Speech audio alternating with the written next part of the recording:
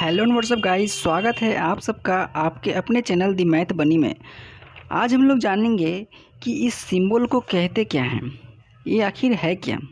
ठीक है, और ये भी जानेंगे कि इसके अदर सिंबल क्या हैं सेम फंक्शन को रिप्रेजेंट करने के लिए। ठीक है, और इसके अलग अलग नाम क्या है, इसके डेफिनेशन क्या है, ये कैसे हम क्वेश्चन में यूज करते हैं, और इससे हम आपको वर्कआउट भी देंगे। ठीक है, तो वीडियो में अंत तक बने रहिए, आपको बहुत सारी चीज़ों में क्लैरिटी आ जाएगी। ठीक है, तो चलिए शुरू करते हैं। देखिए, ये जो दिख रहा है ना फंक्शन, ये जो सिंबल दिख रहा है, ठीक है, इस फंक्शन को हम ग्रेटेस्ट इंटीजर फंक्शन कहते हैं, या स्टेप फंक्शन भी कहते हैं, या फिर इसे हम फ्लोर फंक्शन भी कह सकते हैं।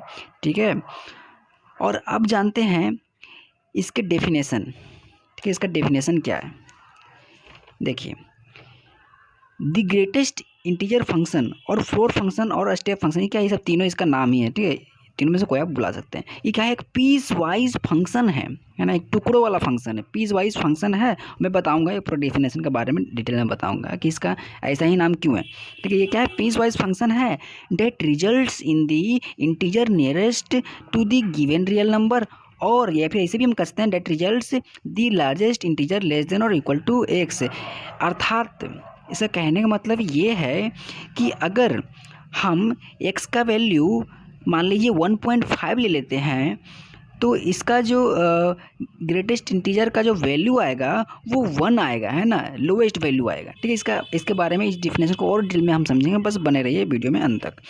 देखिए, ये जो हमारा फंक्शन था, है ना, तो ये सिर्फ यही एक सिंबल नहीं है इसको रिप्रेजेंट करने का, कुछ और भी सिंबल से हम इसको रिप्रेजेंट कर सकते हैं, जो कि आपको सामने दिख रहा होगा।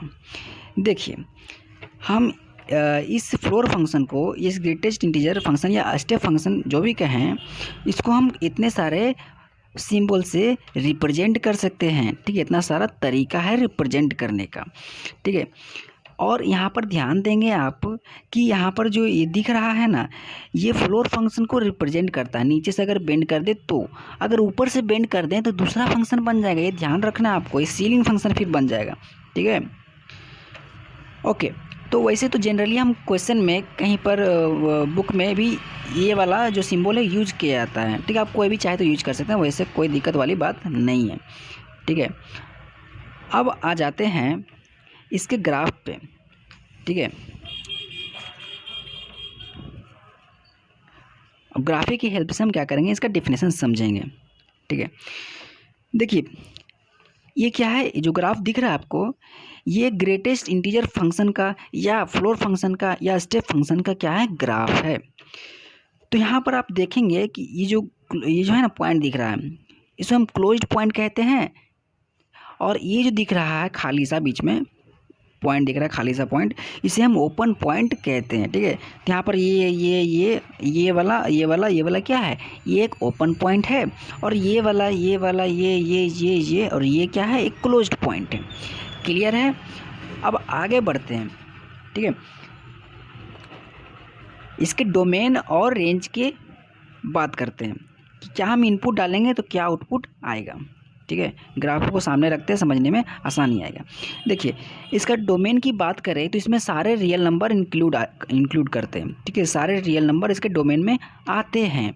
ठीक है, और वहीं है इसका हम रेंज का बात करें तो रेंज हमारा इंटीजर आएगा। ठीक है, -2 -1 या फिर इन्फिनिटी पे चल जाए इधर। ठीक है, और फिर उसके आगे 0 1 2 dot dot dot dot infinity. ठीक है, ये सब क्या है, इसका रेंज है। ठीक है, जैसे कि हम एग्जाम्पल के तौर पर बात करते हैं, हम कुछ एग्जांपल लेके सॉल्व करते हैं इसको। डोमेन रेंज तो हमने बता दिया कि सारा रियल नंबर इसका डोमेन है, और सारा रेंज क्या है, इसका इंटीजर है, जितना भी इंटीजर इसका रेंज है।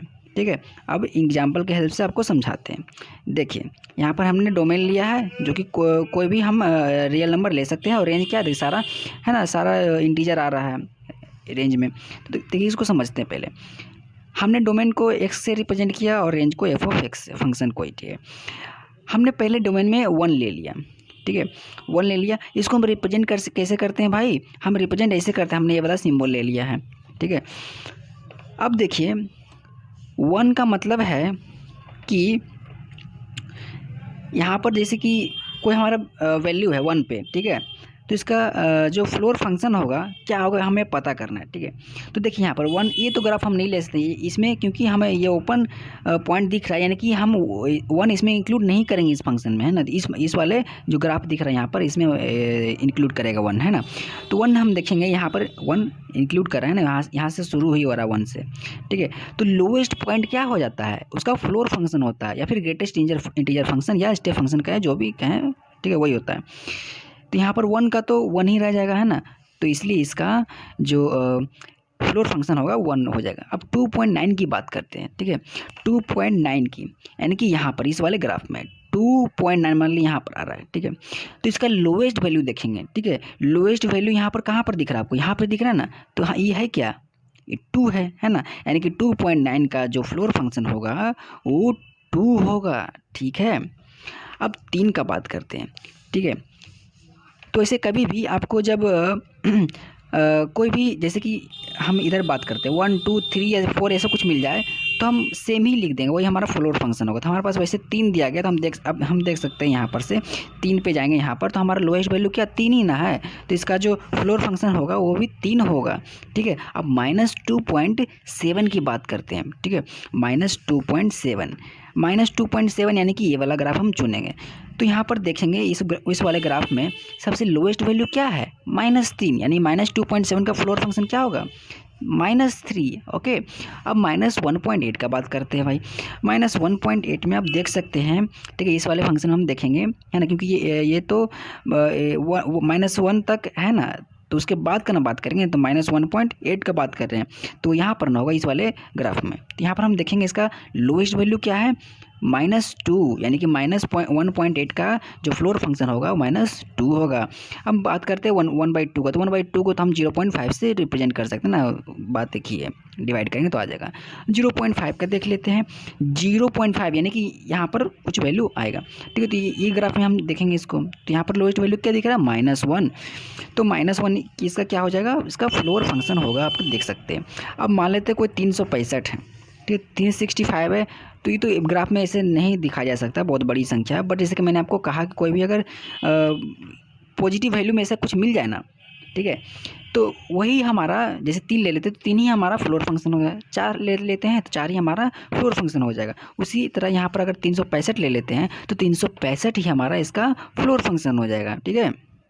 उसी तरह अगर मान ली यहाँ पर नेगेटिव रहता, -365, तो कोई दिक्कत नहीं है, उसका भी जो फ्लोर फंक्शन होता है वो -365 होता है। मान ली यहाँ से हम कोई -3 ले लेते हैं, ठीक है, -3, तो इसी वाले ग्राफ में देखें इसका लोएस्ट वैल्यू क्या है, -3, तो वही -3 का फ्लोर फंक्शन -3 होगा। उसी तरह 4 का कोई फ्लोर फंक्शन 4 होगा, है ना, कोई एकदम ऐसा कुछ टर्म मिले ना, तो वही सेम का सेम रह जाएगा, सेम फ्लोर फंक्शन ही हो जाएगा उसका, ठीक है। अब देखिए, आप जैसे कि सारे जो टर्म्स हैं आप समझ चुके हैं, मैं इसलिए आपको कुछ वर्कआउट दे रहा हूँ घर से करने के लिए, आप इसे सॉल्व करके कमेंट बॉक्स में इसका आंसर लिख सकते हैं, ठीक है। Find the greatest integer function for the following, ठीक है। देखिए, ग्रेटेस्ट इंटीजर फंक्शन को बहुत सारे तरीका है रिप्रेजेंट करने के लिए, तो मैंने अलग अलग ये सिंबल इसलिए दे रखा है, आप कंफ्यूज मत होइएगा, ठीक है ना। अलग अलग क्या सिंबल होता है, आपका इसको वैल्यू फाइंड करना है और कमेंट सेक्शन में अपलोड करनी है। थैंक यू, मिलते हैं आपसे नेक्स्ट वीडियो में। अगर वीडियो हेल्पफुल लगी हो तो लाइक, शेयर और सब्सक्राइब करके हमें ऐसी और वीडियो बनाने के लिए मोटिवेट करें। थैंक यू, जय हिंद, जय भारत।